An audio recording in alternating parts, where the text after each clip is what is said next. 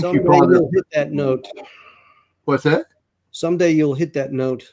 I hit it every time. I have ear surgery coming up in a couple of weeks, so hopefully that will open everything up, and I will be able to sing like Barbara Streisand. Ooh. You know, you're supposed to Wow. ask, did you sing like Barbara Streisand before? So you're supposed to ask that. Did you sing like Barbara Streisand before? A little, real close. I sang mostly like her husband. Than her. Who's her husband? Oh, what's his name? Mr. Streisand. Yeah, yeah, right. Well, good morning, gentlemen. Good morning. Good preparation day to you. It's getting ready for the big Sabbath. Man, I love Friday, getting ready for Sabbath and the whole thing. Not like I do much during the week, but I can't wait for Shabbat. Yeah, I can't wait. Yeah. David, everything okay with everything? Yeah. This preoccupied with your buttons. There we go. Well, when it comes back from the cleaner, it's sometimes the places, the little slits where the button goes can be a little stiff. Okay. Well, you don't put that much starch in it. Have them put less starch in it. You clean your shirts? Well, no, this was during a year when we had to move out of our house, and for mitigation for a leak, which caused humidity levels and the insurance company, which covered it all, they took everything out, all the clothes out of the closets, all the furniture out. Wow. They just cleaned it all professionally, and Wow. So. Well, that was a blessing. Yeah, it was a blessing. It was a blessing that we didn't have to spend our retirement nest egg. So I'm telling our audience, if you don't know what's under your house, check to see if you have Quest supply lines for your water. It was outlawed in 2005, and just find out. Yeah. And if you do, it's going to crack. It's going to rupture. It's a matter of when. I hate to bring doom and gloom, but it's not something you want under your house at all. And Larry, whenever you plan on going under your house, give me a call. I'd like to watch. Are you on a what's called a poured foundation or whatever they call it? A slab? Yeah, I'm on a slab. Yeah. I'm in a mobile home, and I've been under my house before. It is a solid cobweb. It is. Wow. But I've actually replaced our plumbing in our house, under our house before. So a couple of times. You think there's a metaphor for plumbing in the Bible at all? A metaphor? I mean, was there plumbing in those days? Or not really? They just had wells, right? Well, they had a shovel and you went outside the camp, baby. Well, I mean, there's more ways of bringing water in. I believe there was a I don't know what it was. Yeah, aqueducts. There was aqueducts during the time of Goshen. As a matter of fact, there were 2 aqueducts. Watch my video. I uncovered all that. But no, as far as plumbing is concerned, there were different types of running water where they would manipulate running water, and I'm not real sure exactly how that worked, but I forgot to close my curtain. Oh my, everybody can see. There's an ancient civilization in India. They actually had indoor plumbing. Yeah. Toilets and everything, sewer system. Wow. Yeah. When we were in Israel, we went to the top of Masada. We took the cable car. I've been there. We saw what was the vestiges of, was it Masada? Well, wherever Herod had his like country palace, or you might No, that wasn't Masada. An escape plan. They showed this place where they had hot water baths, and like how did all the water even get up there? And we were told that he had slaves bringing up water bucket by bucket, climbing up that hill, and like, oh my goodness, that must have been difficult. Yeah. All right, plumbing. I didn't know we were going to go there today, but it's a Matthew. Yeah, Matthew on plumbing. All right. Well, this is a show that we love calling Let Us Reason Together, the Friday edition, which is based on Isaiah 1:18, which also says, "Come now and let us reason together, says the Lord. Though your sins are as scarlet, they will be as white as snow. Though they are red like crimson, they will be like wool. Though your toilet is white, it will flush like you need it to." Oh, no, that's not in there. I don't know who added that. All right. So what we have is we have an old Jew and an old retired Catholic and an old Christian guy that doesn't want to have anything to do with all that stuff anymore. That's us. That's us three. And we're all in our 70s, and we all, between the three of us, I think, what did we figure, like 3,000 or 4,000 years of experience studying all of this? 70 added 3 times, isn't that 3,000? Not quite. So I need to stop telling people I can do math. Yeah. All right. So we've been on Matthew 7.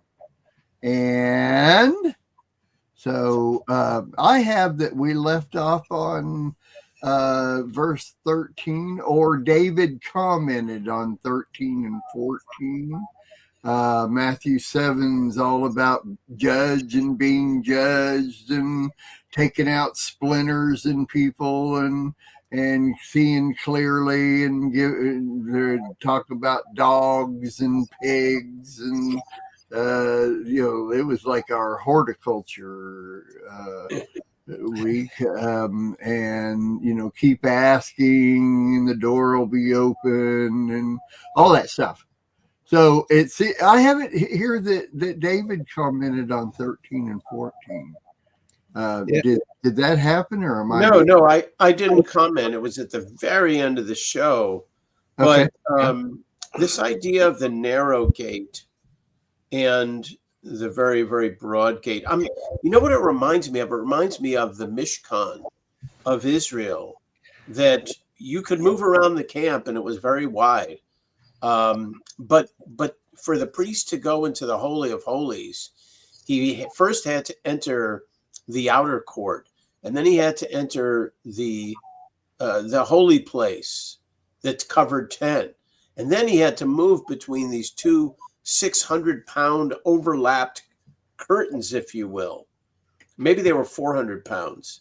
And then he went into the Holy of Holies, and every time he went from the camp to the Holy of Holies, it got narrower and smaller, and did not have any light on the inside unless the presence of God was in there. And it just reminded me a little bit that there's a narrow way to get to the Lord in the priestly fashion.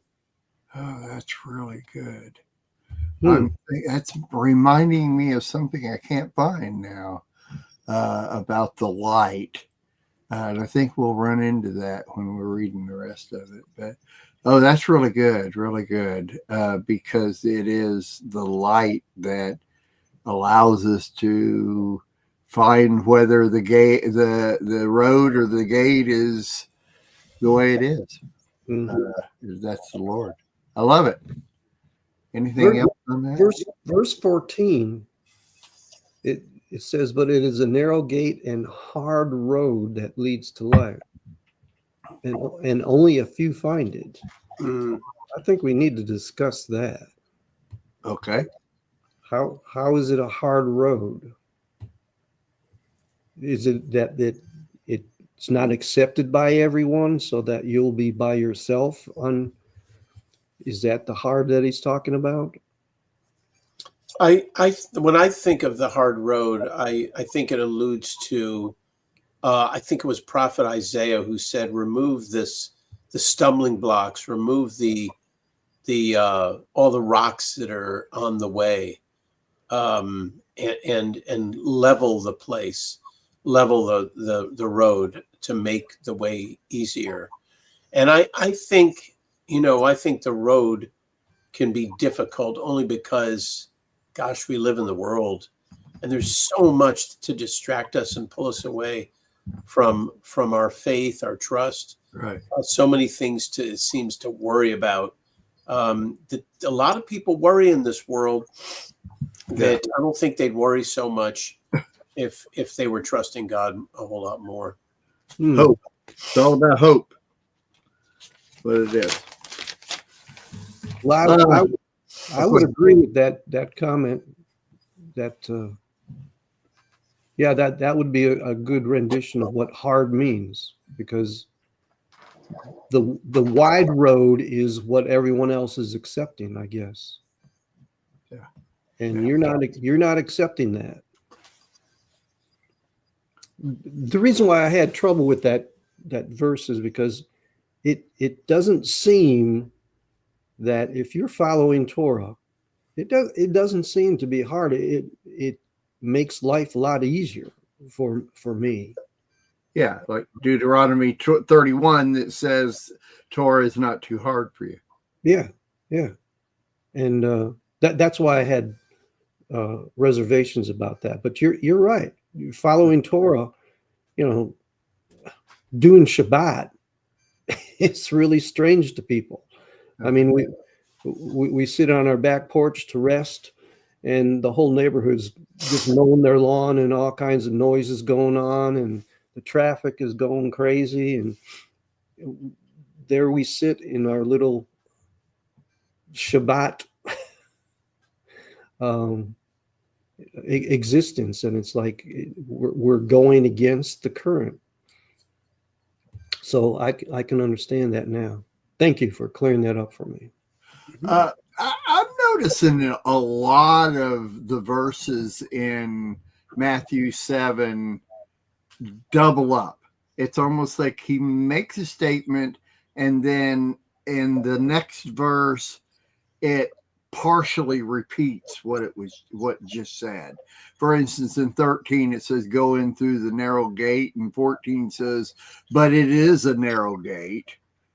So he's talking about the wide, broad road, but it is a narrow gate and hard road, and a hard road that leads to life. And if to me, I would read the next part as, "And only a few find Torah, which is not too hard for you." Okay. That's my understanding. That's how I live my life. Is that, the road's going to be hard. I mean, how has it never been hard? You know, I mean, in any generation, in any year or time that's ever existed, it's always been hard because there's people. That's all there is to it. But if we find Torah, it's easy. It's good because we follow the Lord's way. And few find it, and very few find it. And I notice that when I'm trying to help people understand Torah is the lifestyle you want to live, that I find that very few find that. So, there you go. And that's going to lead to life, but few are going to have life. Is that what we're talking about? Is that what? It says that road leads to life, and only a few find it. So only a few are going to find life. Well, a good life, yeah. I mean, You know, I mean, if things are, I mean, all three of us have lived 70 some years. We know that nothing that comes easy is good. I mean, if you want something that's worthwhile and has integrity, you have to work for it. Doesn't mean that it's hard to work for it, but you still got to work for it. Yeah. You know, I mean, look at privileged rich people. You know, they don't work for anything. You know, and they're privileged, but they're the worst people on the planet, if you ask me, because they're privileged. They know it. And they act upon it. Mm-hmm. So that to me is a wide road, wide gate. So yeah, you know, it's funny that a lot of people think, well, Jews have so many rules to follow. You know, in Christianity, all we have to do is love Jesus. I mean, just love Jesus and everything else is easy. And you know what? That's partly echoing the words of Moses. Just love the Lord your God. And so what people think are rules that they have to follow, they don't think that there are blessings of directions in life that they get to follow, that it's a choice. And so when people kind of come to that understanding, you know, it should be a joy to read Torah and to get direction. And then it doesn't become a burden at all. It becomes a blessing. And, you know, God gives mankind all the freedom he wants within the boundaries of Torah, within the boundaries of protection. And how hard is it to read the Torah and to understand the common sense of the Lord? Mm-hmm. So when Moses said choose life, he's referring to this path that Yeshua is talking about. Yes. Today I present you with life and death, and choose life. Yeah. Okay. That's the one. To me, it's literally, you know, the laws of God. It's that's what's the right road, the laws of God. So that's another thing. What road is it? Are we talking about a road to Walmart, or are we talking about a road to life? You know, and Torah is the right road to life. Yeah, and isn't the road sometimes described as Terek, which is the way? The way, the path, yeah. Yeah, the way, the path. And that way, I mean, the road of life are going to be all of the principles that you would follow. I mean, how do people make adult decisions? Do they decide what's good for their flesh? What brings them material riches? Or do they just let the Lord make the way and the road? Well, I see. I had very early on in my Torah walk, when I was still trying to acclimate, going out of Christianity into this understanding. I very early on, I was explained that when Yeshua said, "I am the way, the truth, and the life," the way being halakha. I am the way a person walks, and that is the only truth, and that leads to life. Okay.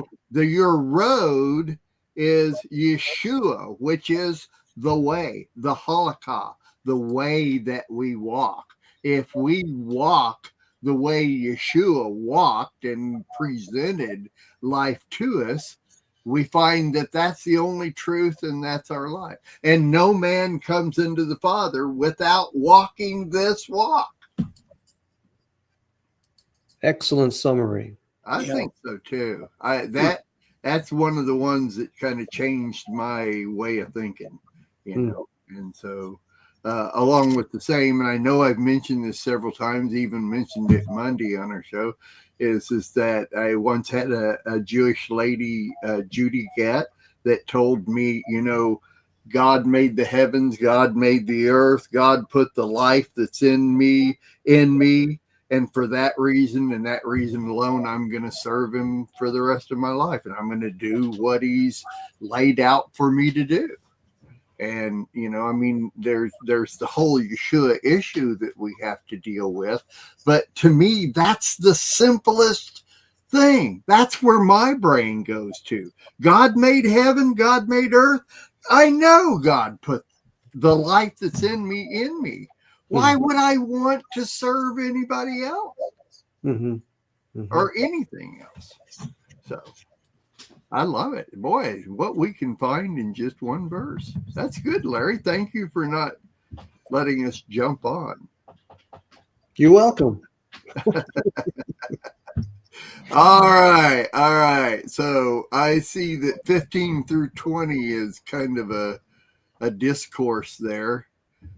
Somebody want to read those verses, or? Yes, and I do think I do think it refers in part to the hard road when prophets come in, and you have to think, because it says, beware of false prophets. They come to you wearing sheep's clothing, but underneath they are hungry wolves. You will recognize them by their fruit. Can people pick grapes from thorn bushes or figs from thistles? Likewise, every healthy tree produces good fruit, but a poor tree produces bad fruit. A healthy tree cannot bear bad fruit, and a poor tree produce good fruit. Any tree that does not produce good fruit is cut down and thrown in the fire. So you will recognize them by their fruit.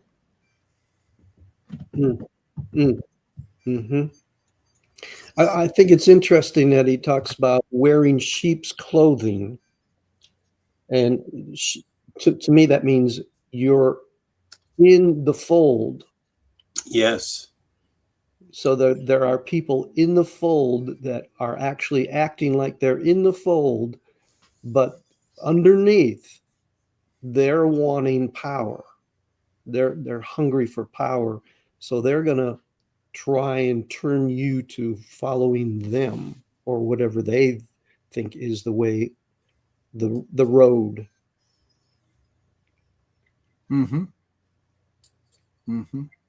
Also, verse 15 has produced many good cartoons. Yes. Good teaching tool. Yeah. But what do sheep wear anyway? Wool. They wear wool. Okay. No. As we consider the idea of the prophetic, and we know that there are a lot of houses of worship of Yeshua that where they let the Spirit come freely. They honor the Spirit. And there's other congregations that say, no, we don't have any more gifts of the Spirit because that was for the olden days, and they'll kick somebody out of those churches, But in places where they want the manifestation of the gifts of the Spirit, there doesn't ever seem to be a shortage of people who are prophetic. Now, there are some who are truly prophetic, and there's others that just, I think they want to be prophetic, but maybe it might be their feelings and biases that they're going by, because we don't really know when people are prophetic unless it's except by the fruit of what they say. So, I think a lot of people today in churches that claim to walk in the prophetic, I think they forgot what God says, that if a person gives a false prophecy, stone him. And, man, stoning would surely, I know we can't bring it back today, but that would surely cut down on the false prophecies, I guess. Uh-huh. But then again, how do you know it's a false prophecy without? How do you know? I've been in churches with prophets, and mainly they just repeat what Scripture says. And they say that the Lord told them to say that. And it's like, well, that's written. Why did the Lord have to repeat it through you? But when it comes to people that are making predictions and stuff, that's when you can really tell whether it's a false prophet or not. Mm-hmm. And I've never been in a congregation where people were predicting stuff. Really? Yeah, that's the question I was just going to ask. I've been in a non-denominational setting where the pastors allowed many different ministries to come through the church and, you know, hold meetings and stuff like that. And I saw a massive amount of, you know, people come through that would just willy-nilly, you know, all of a sudden you hear, you hear words you've never heard before, and then all of a sudden they're telling everything they want to say. And it's like, if you trust your pastors, then you trust that these people are true prophets and they're really saying what they're saying. So it comes down to, where do you stand on your trust, I think. Because if you're a part of a ministry that's going to do that, then you trust the people that are in authority. I mean, David's people in his congregation, they trust him. If he brings somebody in to speak or something, they trust this person has integrity and is saying what's good and what's right. So it's like, you can, I don't know. I've been through it. And it was a real hard road to go down until I got a little more mature in my understanding, and didn't allow every person that comes along to just influence me in those things. That's the way I remember it anyway. You know, so much of prophecy, it can be predicting what will happen. The prophets in the Bible did that, and you know, it was kept because it was spot on.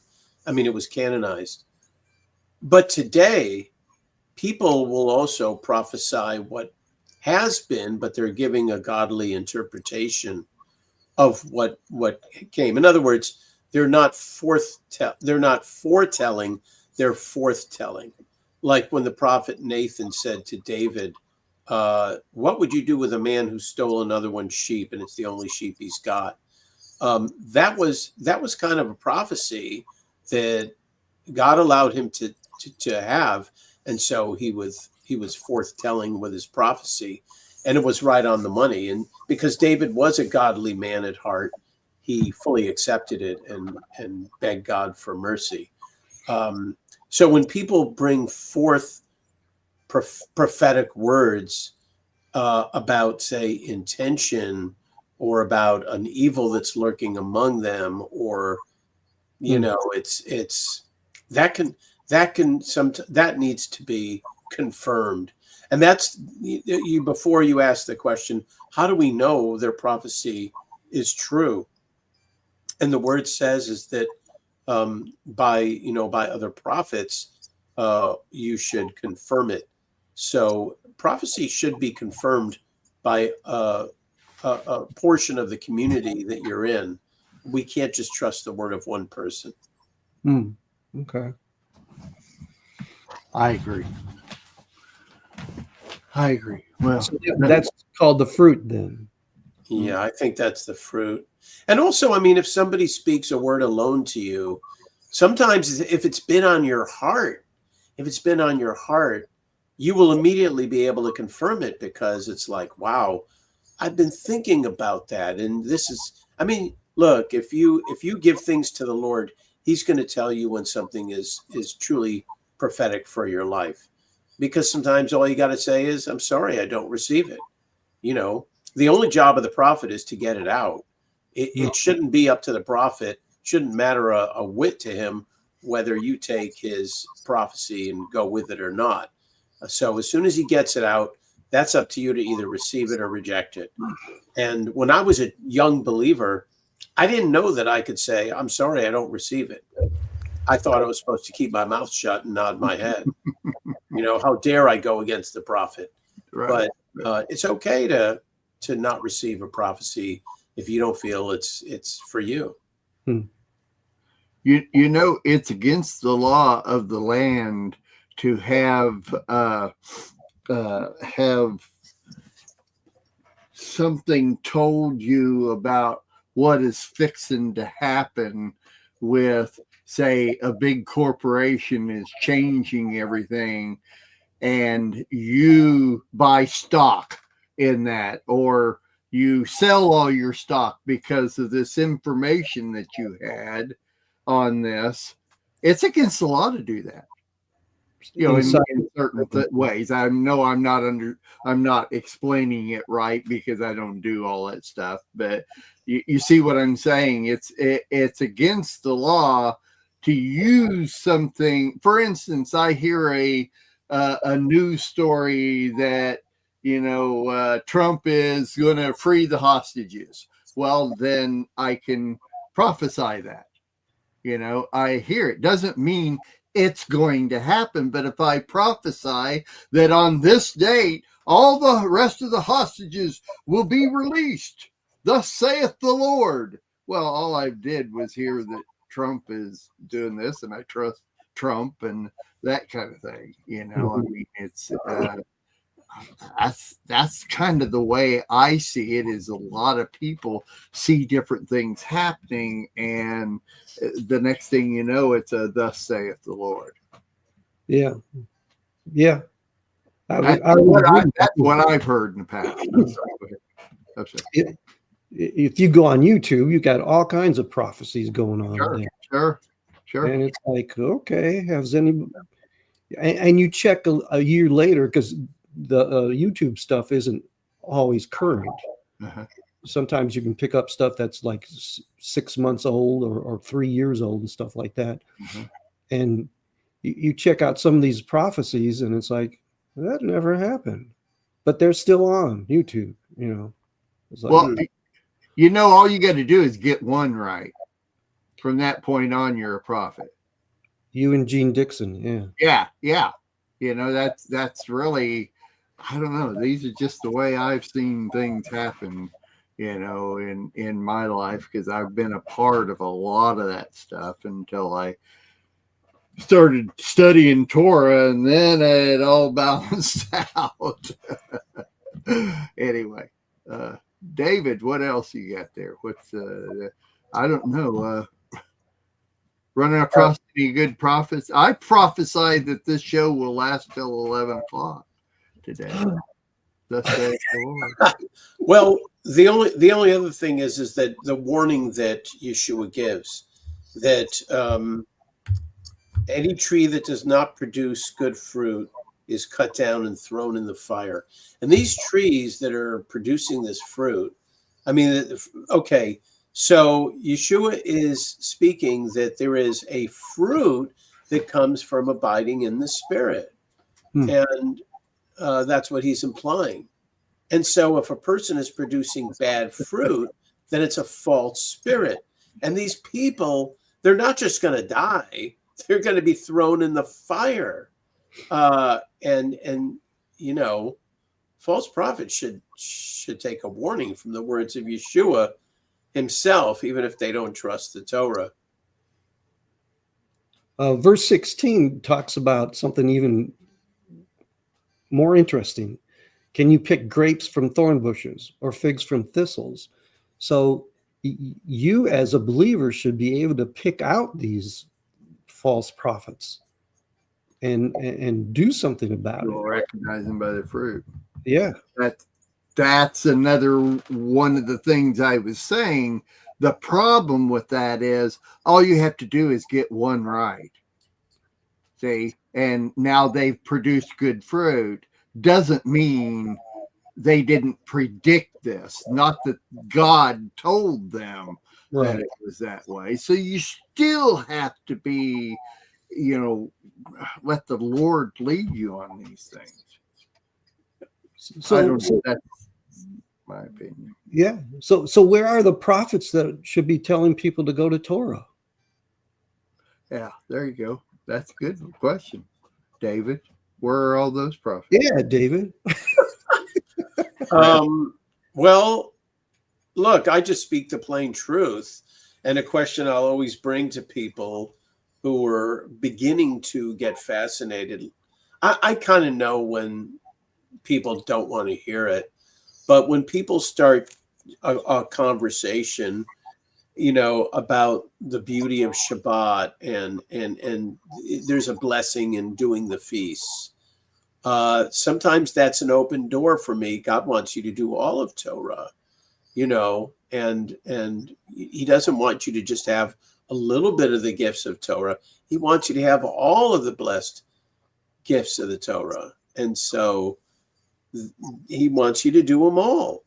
And I'll usually bring up the words of Yeshua himself. If you love me, keep my commandments. Because when people say, well, didn't Yeshua come to finish the Torah? Didn't he complete it so that we move away from Torah, on from Torah? I said, those words might have meaning, except for the contradiction when he said, if you love me, keep my commandments. And then I asked people, how do you square that? How could he be throwing away the commandments and following the very commandments that you're saying he threw away, that he finished? It doesn't make any sense. Till heaven and earth pass away. Yep. Well, how do you reckon that? Well, I've had people tell me, well, he's talking about his commandments, the commandments of the new covenant. Oh. And I get tired of hearing about the commandments of the new covenant. It's if you go back to Jeremiah 31:31, they're the exact same covenant. Only one's written on the hearts instead of written on stone. But, who's going to go by the written word? Yeah.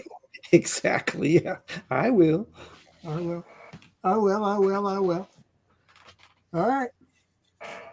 I like it. Anything else? I like it. And now we're going to get into verse 21. Ooh. One of the most quoted verses in Christianity. No, wow. Does that make it whatever?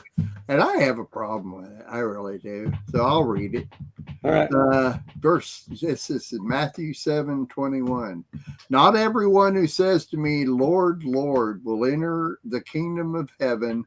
Only those who do what my Father in heaven wants. And I have in my notes, big parentheses, all capitals, with 4 exclamation marks or whatever they call them. Exclamation. Works. That sounds like works to me. Only those who do what my Father in heaven wants.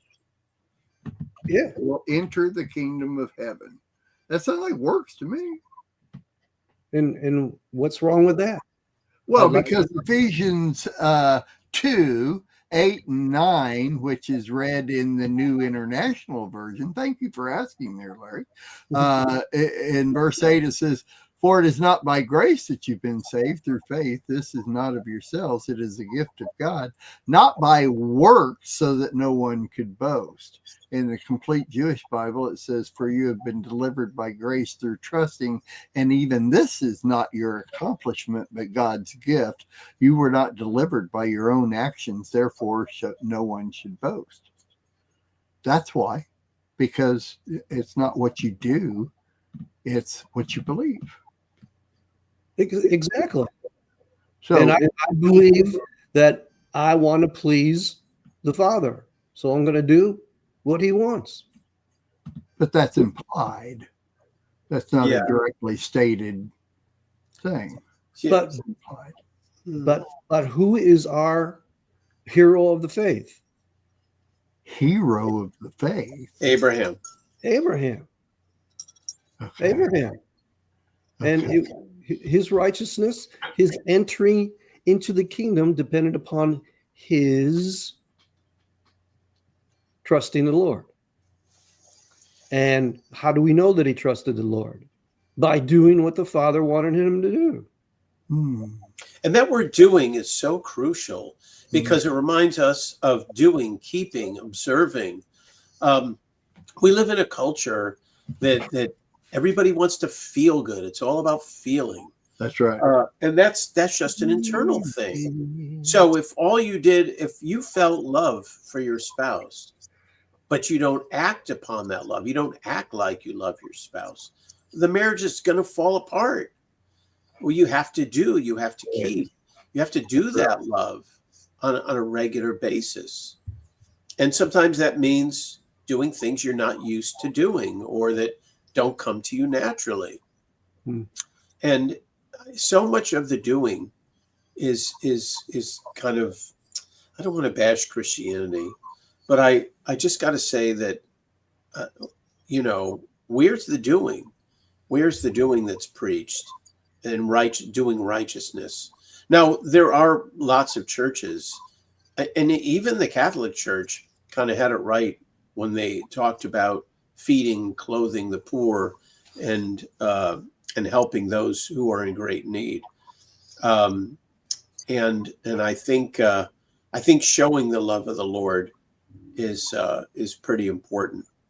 And people can get really wrapped up in wanting to claim to be righteous, but I think they have to learn really what righteous means.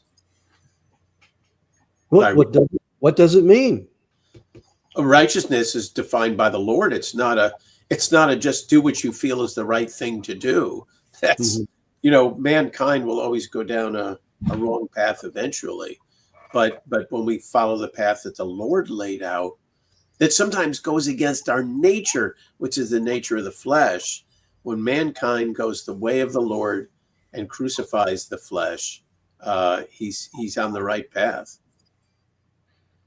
And that is the summary of Torah and the New Testament. Yeah. Well, to me, the word righteous means in right standing. Yep. So if I'm right, for me to call myself righteous, I have to be in right standing with the Lord. I mean, I can act righteous, but that doesn't mean I'm righteous. And I see that in what we're talking about here. Excuse me. When everyone who says, Lord, Lord, they consider themselves righteous. Doesn't mean I'm in right standing with the Lord.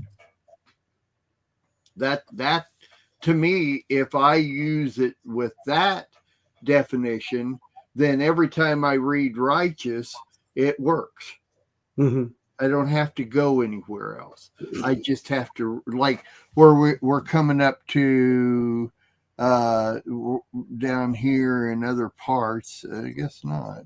I thought there was other places in here where they actually use the word righteous and that works. But anyway, that's the way I see it.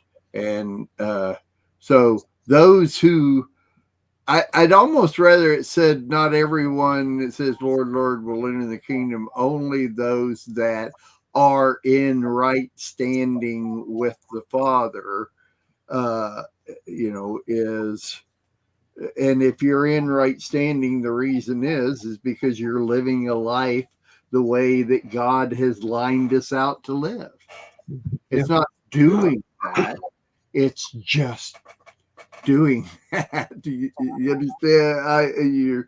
You're living it. It's like he was talking about before, life, in the verses before. That's to me, when I think of life, I think of living my everyday workings because I'm living for God. I'm doing that.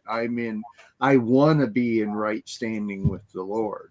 And if I go out and do things that are against God, I may still be in right standing, but I'm not in right standing with the Lord. I need to come back.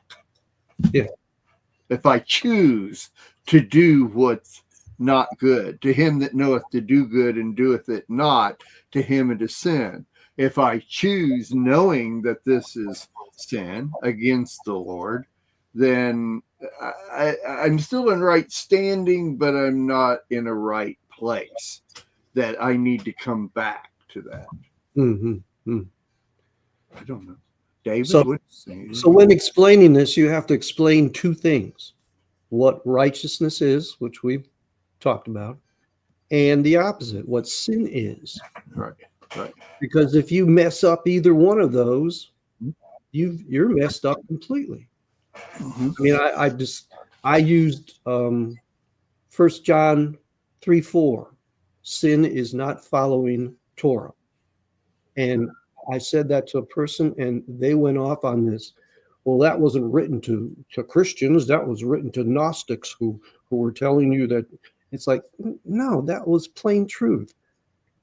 Sin is not following Torah, period. And if you sin, you're not doing what my Father in heaven wants. So you got to get both of those right, or your life is messed up. Well, based on if a person knows to do good and doeth it not, to him it is sin. To me, see, that's always told me that people that are outside of God's righteousness, his outside of God's kingdom, doesn't know Torah, doesn't know the laws of God, then there's no sin there because they don't know those things. So people that are outside the kingdom are not sinning. They're not sinning until they've been revealed the laws of God, the kingdom of God, how God's kingdom works and how we should live. And Torah, which is halakha, until they've been revealed that, they don't know sin. It's not sin. It's just they're living outside the kingdom. Mm-hmm. But I've been told that's wrong. So, but that's the way I believe it. That makes sense to me, because did not Paul say that Torah is like a tutor? Oh yeah, I mean, all of Romans 7 explains exactly how we've been over that, exactly where Paul comes from. I didn't know to do this until it was revealed to me. Mm-hmm. And so, so I can keep on and sit. Now that I know, now I understand what my walk is, that type of thing. David, you're just I've got to go back to that phrase about the false prophets, because I think a lot of strong believers, good Christians, I think they just don't know because they've been taught wrong, and they just trust the people. I'm going to call them the prophets, even though they're the pastors, because that may be the only prophetic word they're really going to have in their life. That's a good point. And I have to fault the pastors who were responsible for leading these sheep. And somehow I think that God is so merciful that if people aren't taught right, if the sheep aren't taught right, he's going to give them a type of a chance. So when we go forward into the future of the world and Yeshua comes back, there's going to be a battle. The people that love Yeshua are going to be saved. Those that don't understand, that are going to be still waiting for the judgment day. Because I think when he comes back and he wages a quick war and he sits on the throne, I don't think quite then it's going to be a judgment day. He rules with a rod of iron, which means he's going to bring the justice of the Torah. But I think he's going to give people a chance, an understanding of how to love him in a better way, in the way that God intended. Because look, it says we're all going to go up to Jerusalem 3 times a year. People aren't going to know why. What is this thing we're doing? What is Sukkot? What is Shavuot? What is Passover? And people just haven't been taught. They don't know the beauty of it and the love of the Lord when they do it. And so I do somehow think that for people that really love him, but aren't following the commandments from bad teaching, that they're going to be given the chance to bow down and say, "Forgive me, Lord. I never knew you in the way you wanted to be known." I think after all that, if people still reject it, I think by then he will say, "Get away from me, you workers of lawlessness." Right. Even though you did all these things in my name, I'm not going to know you. So I think he is going to give a chance to people to be taught by the right shepherd what to do, how to follow Torah. Who are we to say who is in right standing with God?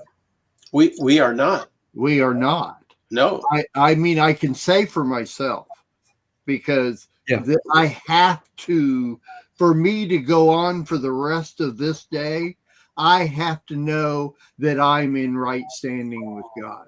If not, I have to stop and get in right standing with God. See, but I can't say that somebody else is in right standing or not. I mean, he's talking here, you'll know them by their fruits. Yes. But that's whether or not you trust them or not. Whether they're in right standing with God is up to them and God. I think it comes down to trust issues too.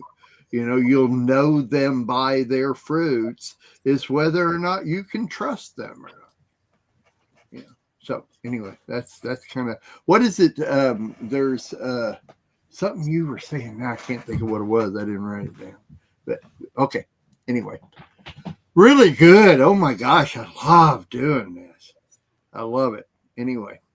Okay, the Lord thing here. I've got Stern's notes that says the Lord can have 4 possible meanings in the present verse. Yeshua seems to say that a day will come when people will address him as the divine Lord, more than human, but not necessarily God. Let's say that. And in Paul's writings in the general letters, kurios sometimes refers to Yeshua. Only those who do what my Father in heaven wants, only those who obey the Torah as I have expounded it in this sermon will enter the kingdom.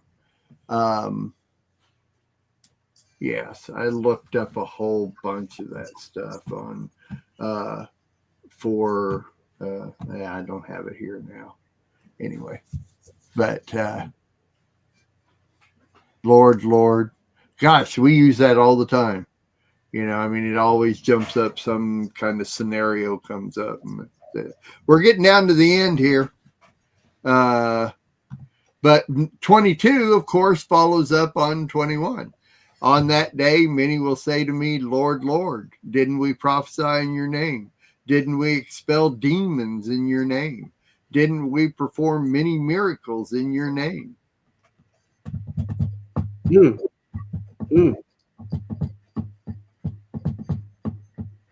Then I'll tell them to their faces, I never knew you. Get away from me, you workers of lawlessness.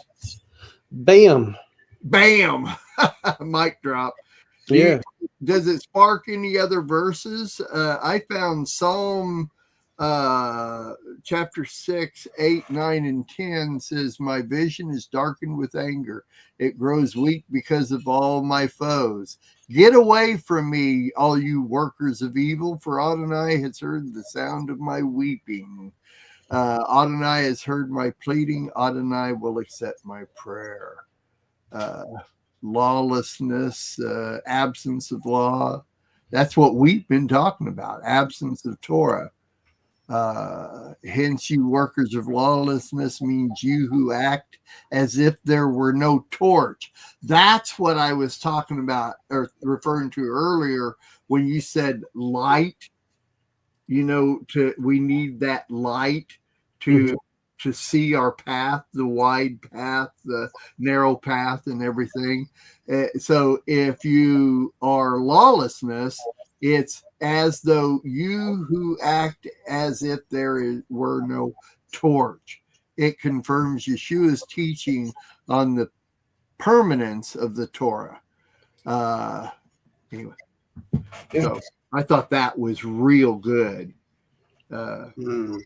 Not having a torch, because you need that light to see your path.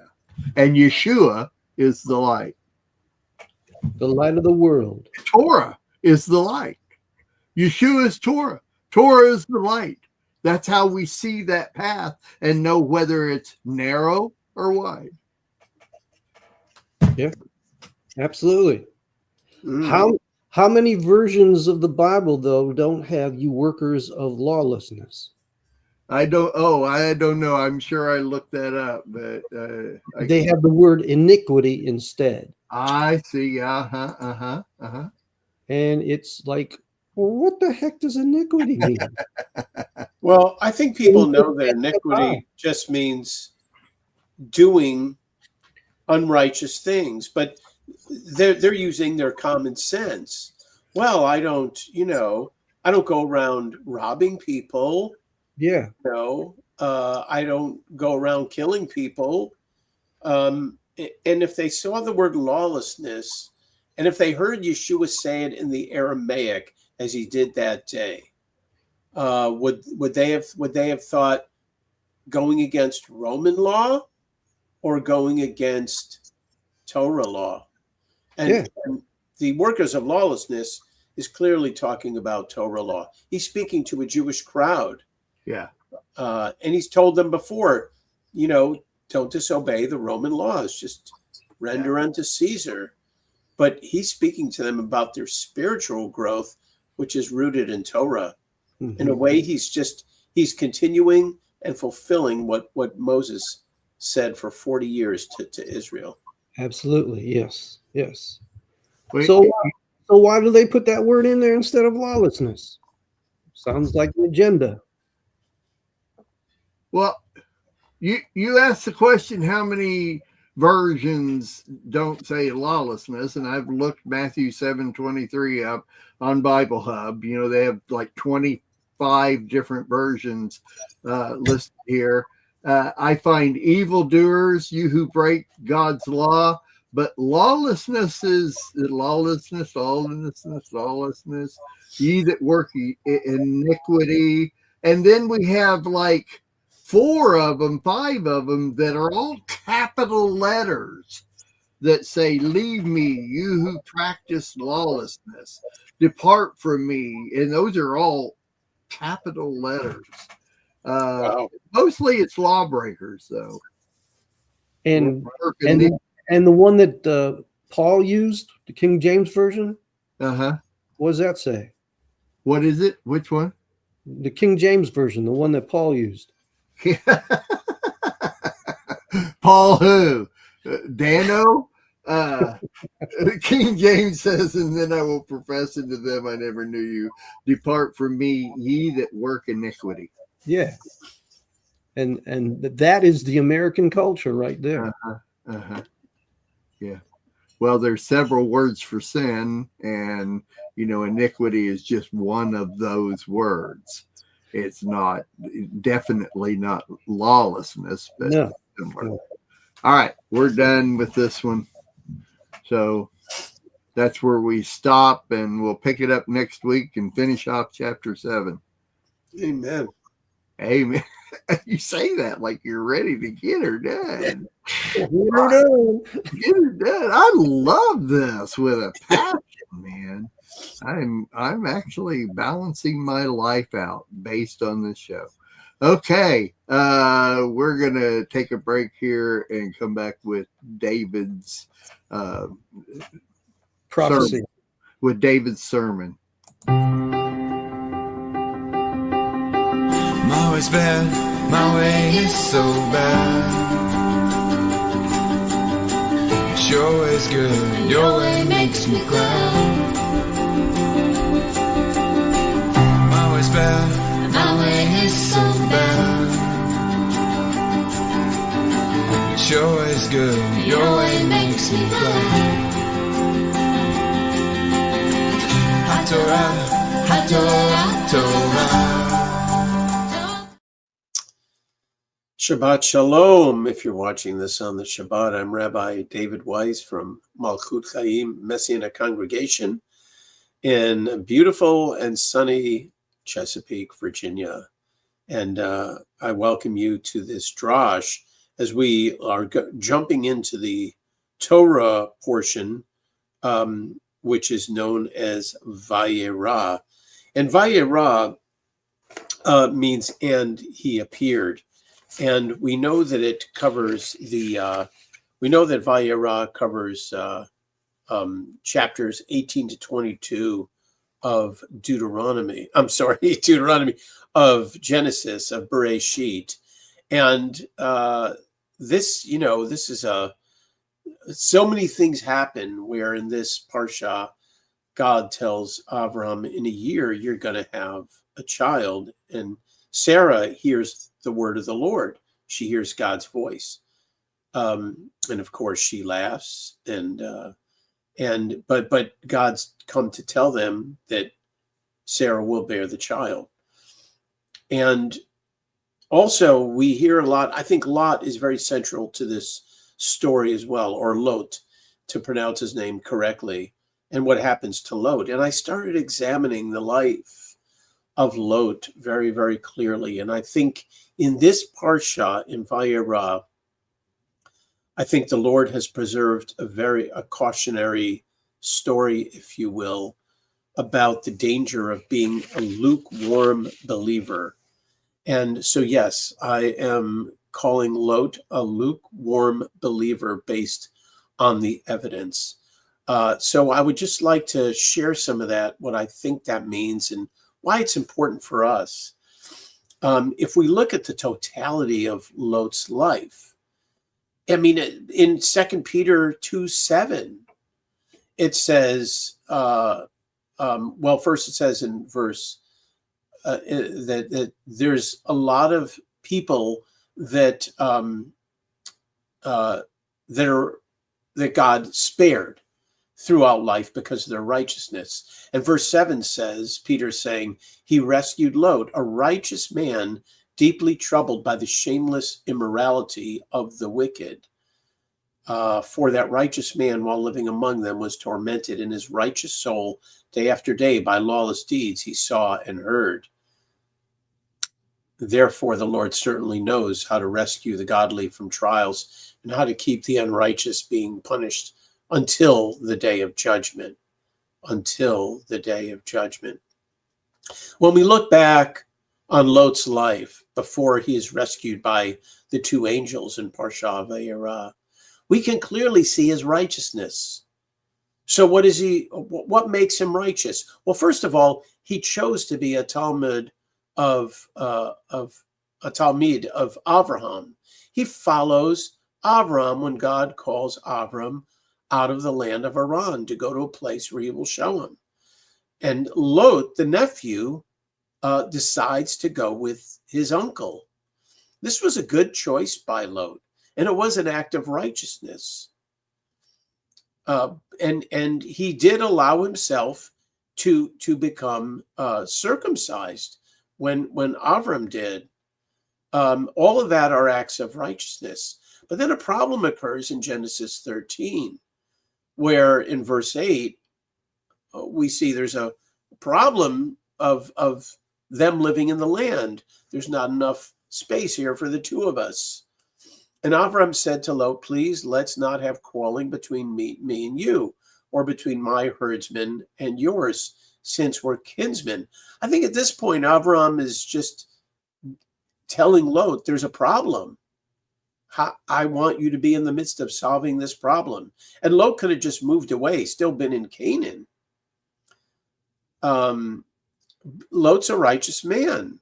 he should have stayed near Abraham, but just gotten far enough away that there was a little separation between them so that there would be no arguing. And Lot could have even had some influence as well over his shepherds and his herdsmen.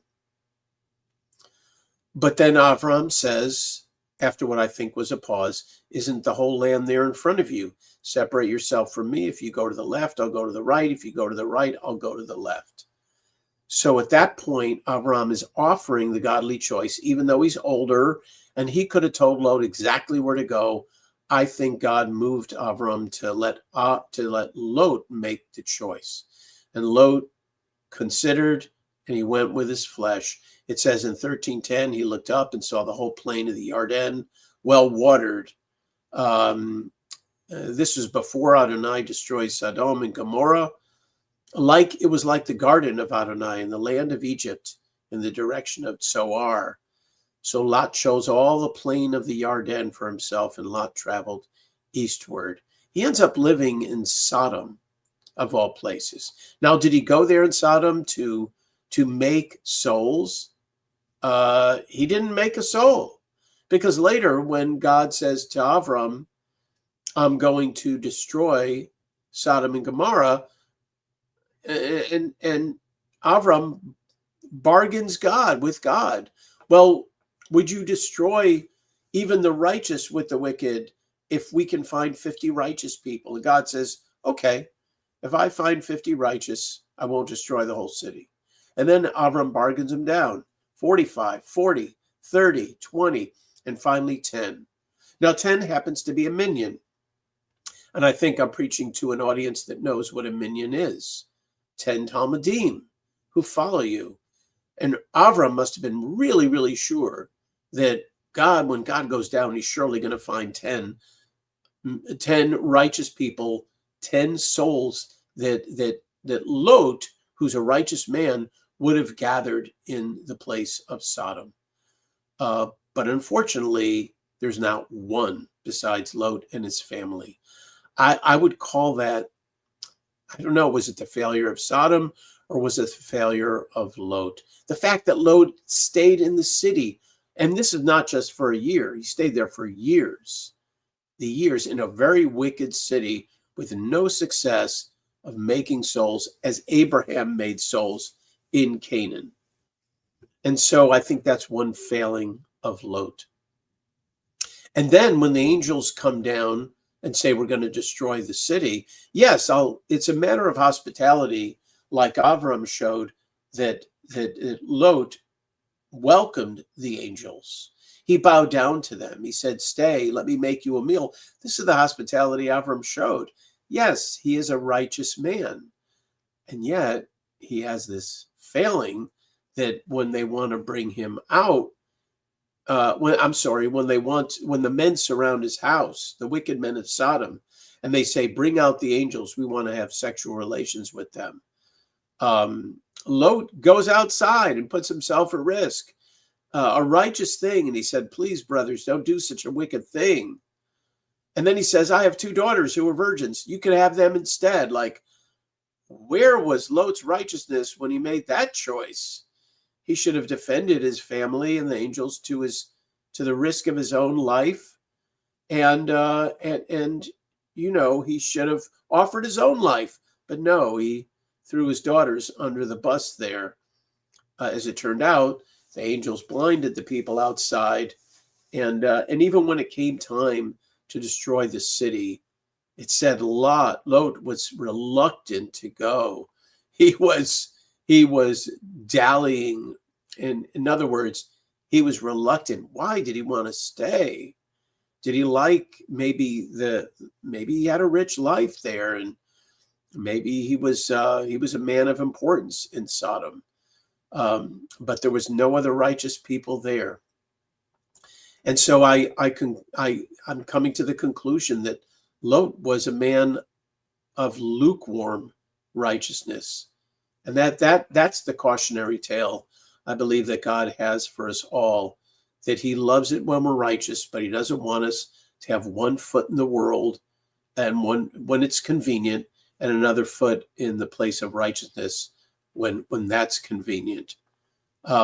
If anything, Lot was saved more for Avram's righteousness than for Lot's own righteousness. And just finally, a final point, that when God destroys the cities of the plains, it says he remembered Avram, and this is verse 29 of chapter 19.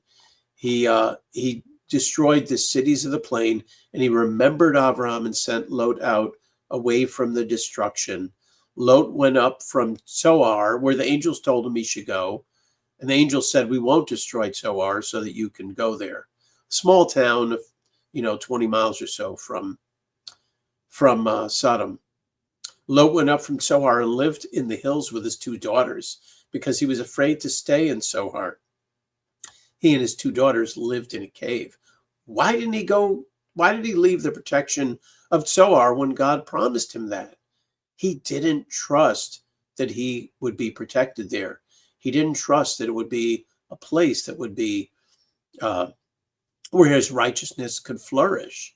So his daughters get him drunk. They do this evil thing. They have relations with him and produce 2 sons/grandsons who, by coincidence, are called Ammon and are called Moab. And so those 2 would produce descendants that would be a plague and a thorn in the side of Israel as long as they existed. And these are from the people of Lot, who was a righteous man. If Lot was so righteous, why didn't he have more influence over his sons, who would have passed it down to their sons? And so I'm just a little troubled by the righteous life of Lot, that in his lukewarmness, he didn't do all that God could have used him to do. I want to bring in my 2 friends and ask them, when you consider the life of Lot, he's not a great figure, not a heroic figure in the Bible. And yet I think God has us take a look at Lot a little more deeply in this particular parsha. And I want to know what you have thought about Lot, since you guys have been reading the Bible a long time. What's been your opinions about Lot up till now? Lot was like a secondary person. Yeah. Who there was an important lesson that the Lord saves the righteous out of evil. But now that you have exposed him, I got more things to think about.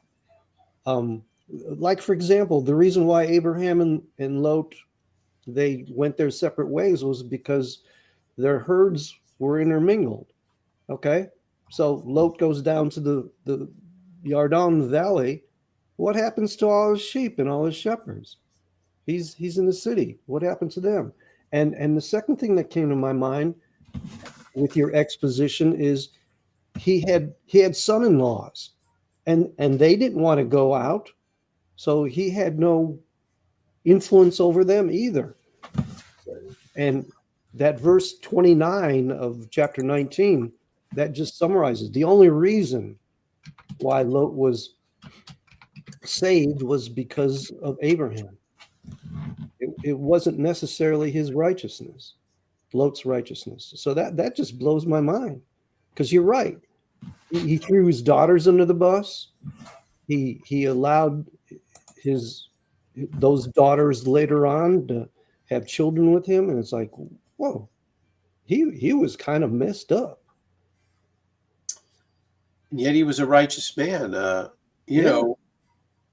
I guess righteousness can sometimes be a desire of many people to be righteous. But I think that's what Yeshua talked about regarding the lukewarmness, that your desire has to be whole and it has to be complete. And because a lukewarm believer is just going to fall and stumble so often, when believing can become a hard thing, and will take courage I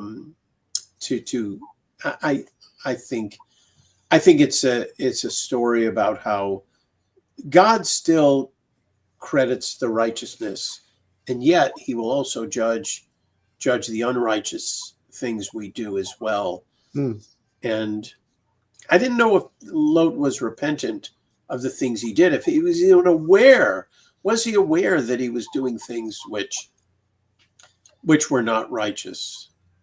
I'm sure he, like all of us, should wonder why this is happening to him. And to me, that's the whole thing about him not being able to influence people. That talks to me personally. Yeah. I mean, how many people have I been able to influence? I'm thinking, that's an important, because that is, we talked about in the last session. We talked about fruit. That to me is fruit. Who have you influenced? Good point. Mark, you've been quiet this whole time. Yeah, I'm looking up something that I was taught. I do a show on Tuesdays called Peter Kamor, where I meet with Yossi, and I get a lot of teachings on things that, how do I put this? We've been taught for years that this is what happened when we read certain stories in the Bible like this. But in fact, maybe if we understood the culture and the deeper understanding of it, it wouldn't be necessarily what we've been taught for years, of which that's why I'm messianic 100%, because I found out that in my Christian walk, a lot of things that were taught to me were not really the way it was supposed to be interpreted or understood. And when I found that out, I had to know more. Like I said a few days ago, I question everything. I always question. Even back in my Christian days, I questioned everything. And there was constant red flags popping up everywhere. When I ran into and met Yossi, it was the next chapter in my life. And one of the things he talked about real briefly, which I need to go back to because I forgot that we were going to bring this up, is that when his daughters uncovered him, it wasn't a physical uncovering. What it did was it revealed something in Lot's life that caused something else to happen. And they revealed that they couldn't reveal when they lived in Sodom and Gomorrah.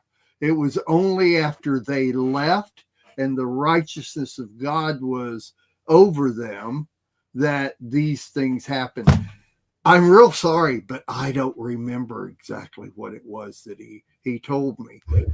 Ever since then, now I'm getting a different look at this, and I'm reading. There's an article on thetorah.com. If you go to thetorah.com, and there's a story called Lot Sexually Manipulates His Two Daughters, when in fact they're explaining the background to all of this is the way they understand it. And it's it'll explain a little bit more. It's from the category of Vayera, or the portion category. Anyway, so I don't necessarily. I've always wondered this, like Larry was talking about. It's like this is wild. This shouldn't be. It's something that we all detest, and it shouldn't have happened in both instances of him giving up his daughters in Sodom and Gomorrah, and then allowing them to do, even though he's drunk, allowing them to do what it says that he did there. I don't want to believe that. So if you can offer me a better explanation, I'm going to listen to you. I want to know these things, but I think there's a lot more to the story than what's implied in this story of what we read in Torah. And I would, and that now sparks me to want to even know more. So I can, bring that once I find out a little bit more on that. I can bring that to our next session or something, or let you guys know what that was. But I think we need to keep an open mind after we have found that so many different things that we've been taught are not actually the right way to interpret the Bible. And so I'm learning these things every day even more. There are this particular portion has a massive amount of different parts to it, and different little stories to it, of which when you read through it, our normal inclination is to read it like we're reading a book. We're reading a storyline or something. But we all know that's not how the Bible's written. It's not written as a chronological novel. Pick up a novel of a great storyline or anything like that. It's not written like that. It's written with the understanding that we need to know the culture of the time. We need to know the person writing it, how it was implied, all those different things. And that's one of the things, I had Larry on my Monday Reason show this past week, and we talked the first half hour about the difference between implied scripture and directly stated scripture. There are so many. I totally believe that's why we have 9,337 or more different denominations, because of all the implied scripture that is assumed that it meets these standards and this is how it's interpreted. And I believe this is one of the biggest examples of this. Is that I'm not so sure that all of this was exactly the way that it's written. So there's my answer to your question. Not that it gave you anything good or different, but that's the way I see it. Well, the phrase you brought up, that they exposed his nakedness, I've heard that in my studies too, that I think when Jacob or Israel was giving his deathbed summarization of how his sons would turn out, he particularly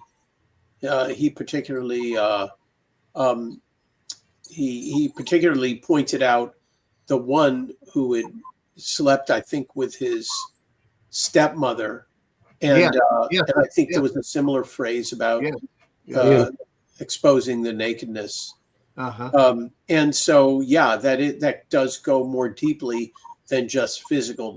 It does include physical nakedness, but it goes deeper than that. It's a through and through type of nakedness of the spirit that exposes what is not righteous.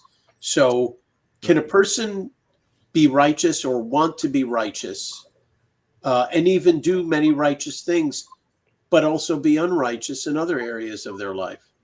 And I think we know implicitly the answers, and explicitly the answer is yes. Yes. There's a lot of people that want to love the Lord, but when it's more convenient for them, or to escape inconvenience, they might do something that is very unrighteous. How will God weigh the totality of their life at the judgment day? I leave that one up to God.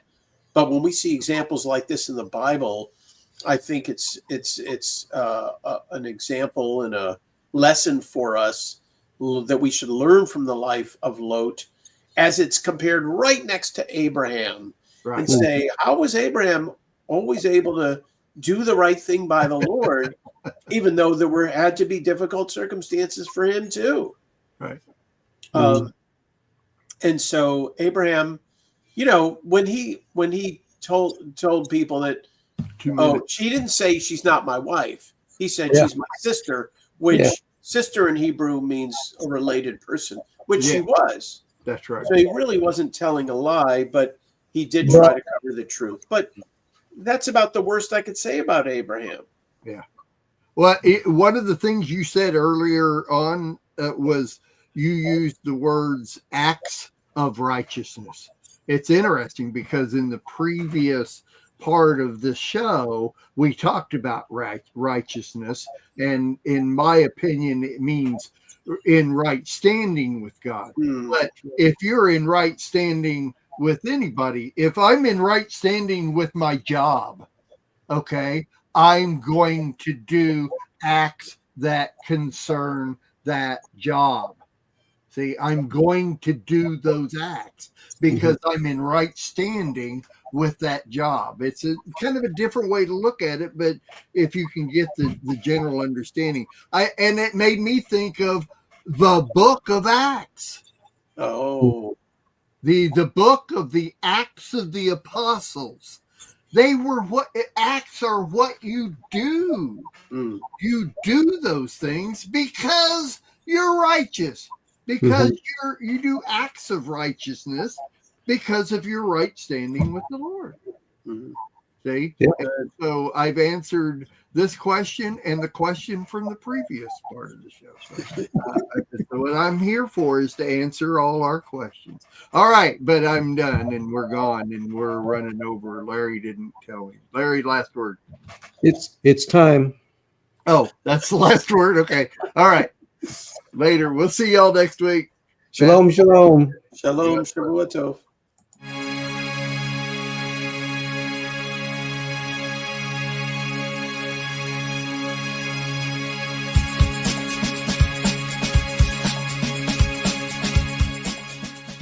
If you missed today's show or want to watch it again or want to tell someone where they can watch this episode, go to lambnetwork.tv where you will find this show and all other live Lamb Show archives in the on-demand section of the website. Thank you for watching, and don't forget to tell somebody about the Messianic Lamb Network.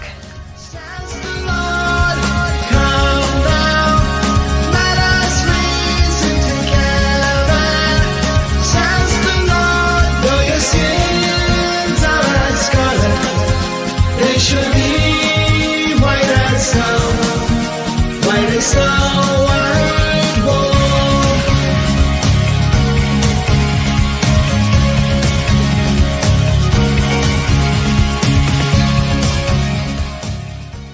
We are richly blessed to bring you what we believe is the fullest, most diverse, yet up-to-date progressive teachings, discussion, and prayer programming you can find anywhere on this planet. Be sure to take the tour of the MessianicLambRadio.com website. I'm Susan Hoogie, thanking you for joining us on the Messianic Lamb Video Network.